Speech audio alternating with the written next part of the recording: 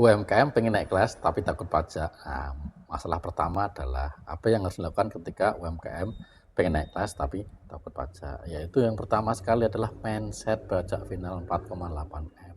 Kenapa? Karena kalau kita selalu berpatokan bahwa ya yang penting pajaknya final cuma 4,8 ya berarti kan nggak bakal gede, nggak bakal besar. Kenapa? Karena untuk mencapai pajak final itu kadang ketika udah omsetnya udah lebih ditunda-tunda dulu gitu.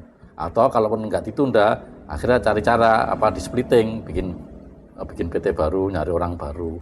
Ya kan susah kalau begitu terus. Karena dan satu yang kedua adalah ketika pajak final itu ya berarti dari omset, laba atau rugi nggak peduli, pokoknya dari omset ya bayar pajaknya. Sedangkan kalau pakai pembukuan itu kan dari laba rugi, jadi bisa diatur laba ruginya, mana yang secara dibenarkan, mana yang tidak. Jadi kita pilih yang dibenarkan ya. Jadi gitu karena kalau kita selalu terpaku dengan mindset 4,8 ya udah kita nggak susah besarnya hanya karena menghindari pajak. Misalkan nih kalau kita omsetnya harusnya udah sampai 10 atau 20 miliar. Masa iya kita harus bikin 4 PT hanya untuk bikin PPh final. Nah, atau lebih parah lagi, misalkan kan kita juga namanya pengusaha pengennya omset sampai 200 miliar gitu, 100 miliar, 200 miliar.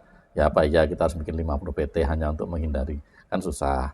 Ya jadi ya sekali lagi hilangkan mindset 4,8 itu ya. Jadi ya kalau memang kita harus mau naik kelas ya harus siap dengan pembukuan, siap dengan perpajakan karena pajak itu adalah konsekuensi ya bukan beban ya.